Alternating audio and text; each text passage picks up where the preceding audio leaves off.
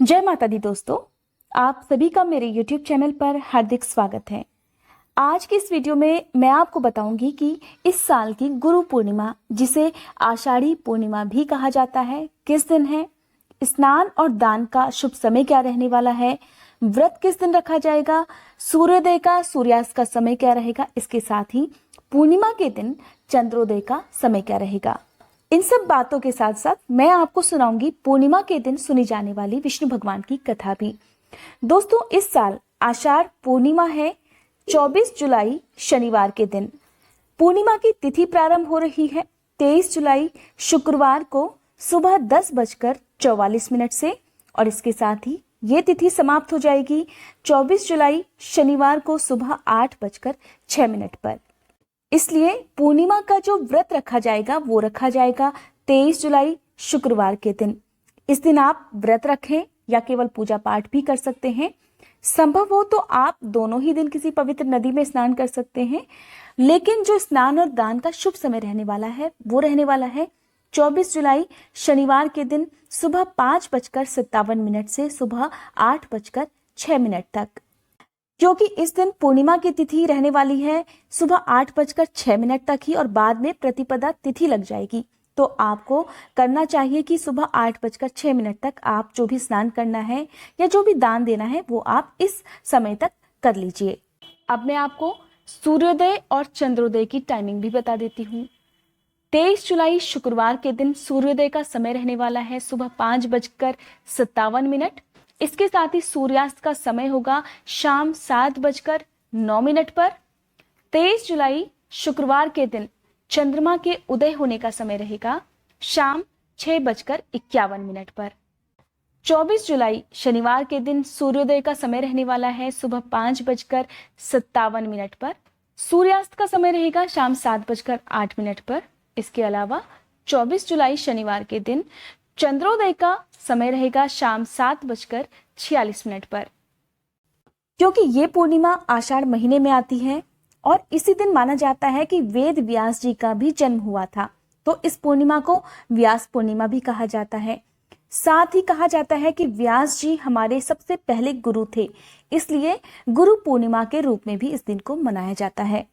दोस्तों, अब मैं आपको बताने जा रही हूँ कि गुरु पूर्णिमा की पूजा विधि किस तरह से करनी चाहिए। आज के दिन विशेष रूप से आपको अपने गुरुजनों की पूजा जरूर करनी चाहिए, चाहे वो आपके घर के बड़े भाई बहन हो, माता पिता हो, या फिर आपके घर के पुरोहित हो, या फिर ऐसे लोग जिन्हें आप अपना गुरु मानते हैं, जिनसे आपने कुछ ना कुछ सीखा होता है। तो आज के दिन आप श्रद्धा पूर्वक उनकी पूजा करें और उसके बाद अपनी सामर्थ्य के अनुसार कुछ ना कुछ उन्हें दान जरूर करना चाहिए। शास्त्रों में पूर्णिमा का दिन ग्रहों की शांति के लिए सबसे ज्यादा अहम बताया गया है। माना जाता है कि हमारे जीवन में जो भी कलह क्लेश होते हैं, जो भी दुख हमारे जीवन में आते हैं, उन सब का संबंध हमारे ग्रहों से होता है। तो इसलिए जो भी ग्रह हैं उनकी शांति के लिए पूर्णिमा के दिन पूजा करना चाहिए। आज के दिन किया गया दान और खासकर पितरों के नाम से किया गया दान नवग्रहों की शांति के लिए भी बहुत अच्छा माना जाता है। अगर आपने पूर्णिमा के दिन विधिवत तरीके से पूजा कर ली या फिर दान दे दिया तो कहा जाता है कि आपके ग्रह आपके अनुकूल काम करने लगेंगे। इसलिए आज के दिन एक खास काम आपको करना है। आपको आज के दिन गाय को गुड़ और चना जरूर खिलाना चाहिए। इसके साथ ही भगवान विष्णु की पूजा जरूर करनी चाहिए, और अगर हो सके तो भगवान सत्यनारायण की कथा आज के दिन आपको जरूर सुननी चाहिए। दोस्तों, अब मैं आपको बताती हूँ कि पूर्णिमा के दिन क्या करना चाहिए और क्या नहीं करना चाहिए। पूर्णिमा के दिन पीपल के वृक्ष की पूजा जरूर करनी चाहिए। इसके लिए आप पीपल के वृक्ष की जड़ में मीठा जल अर्पित करें। कहा जाता है कि ऐसा करने से माँ लक्ष्मी जी प्रसन्न होती हैं और अपने भक्तों पर अपना आशीर्वाद बरसाती हैं। पूर्णिमा के दिन चंद्र देवता की पूजा जरूर करें। शाम के समय चंद्र देवता के दर्शन करने के साथ साथ दूध में गंगा जल, अक्षत और रोली मिलाकर या पुष्प मिलाकर उन्हें अर्घ्य देना चाहिए, और ओम सोम सोमाय नमः इस मंत्र का जाप करके 3 बार परिक्रमा करनी चाहिए। पूर्णिमा के दिन क्या नहीं करना चाहिए। दोस्तों, इस दिन आपको अपना मन शांत रखना चाहिए, किसी से लड़ाई झगड़ा नहीं करना चाहिए, अपने घर के किसी भी बड़ों का या वृद्धजनों का अपमान नहीं करना है। इसके अलावा आपको अपने गुरुजनों को भी आज के दिन नाराज नहीं करना है। आज के दिन आपके घर में किसी भी तरह का कोई भी मांस, मदिरा या तामसिक भोजन का प्रयोग नहीं किया जाना चाहिए और ना ही तामसिक भोजन आपके घर में बनना चाहिए। दोस्तों, ये तो हो गई पूर्णिमा से संबंधित जानकारी। अब मैं आपको सुनाती हूँ भगवान विष्णु की एक बहुत ही प्रसिद्ध और बहुत ही पुण्यदायी कथा।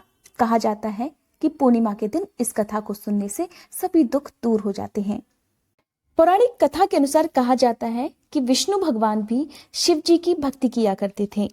शिव जी की पूजा देवता, राक्षस, देव और असुर, श्रेष्ठ और अधम दोनों ही लोग करते हैं। तो इसीलिए कहा जाता है कि भगवान भोले शंकर हर किसी के लिए महादेव हैं। जो भी उनकी पूजा कर लेता है वह उस पर आसानी से प्रसन्न हो जाते हैं। तो इसी तरह विष्णु भगवान भी उनकी पूजा किया करते थे।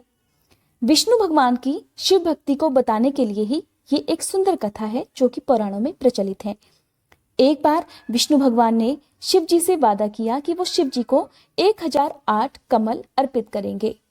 कमल के फूलों की तलाश में विष्णु भगवान यहाँ वहां गए। सारे लोगों की खोज करने के बाद भी उन्हें कमल के सिर्फ 1007 फूल ही मिले। एक फूल कम था। उन्होंने 1007 फूल लाकर शिव जी के सामने रख दिए।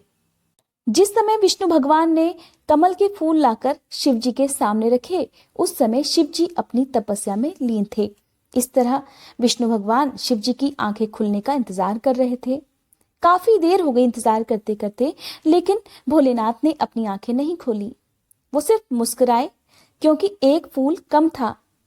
फिर विष्णु भगवान ने उनसे कहा, मुझे कमल नयन कहा जाता है महादेव, जिसका अर्थ है कमल के फूलों की तरह आंखों वाला। हे भगवान, मेरी आंखें किसी कमल की तरह सुंदर हैं, तो मैं आज आपको अपनी एक आंख अर्पित कर देता हूँ, क्योंकि आपकी सेवा में लाए गए फूलों में एक फूल कम जो है। ऐसा कहते ही विष्णु भगवान ने तुरंत अपनी दाहिनी आंख निकालकर भोलेनाथ के चरणों पर रख दी। इस तरह उनकी भेंट से प्रसन्न होकर भोलेनाथ ने विष्णु को प्रसिद्ध सुदर्शन चक्र उनकी सेवा से प्रसन्न होकर दे दिया। तभी से कहा जाता है कि भगवान विष्णु के हाथ में सुदर्शन चक्र हमेशा रहता है। दोस्तों, वैसे तो विष्णु भगवान के सुदर्शन चक्र के बारे में पुराणों में और भी कथा प्रचलित है, लेकिन एक कथा जो सबसे ज्यादा प्रचलित थी वो मैंने आपको सुना दी। उम्मीद करती हूँ आज की ये वीडियो आपको पसंद आई होगी।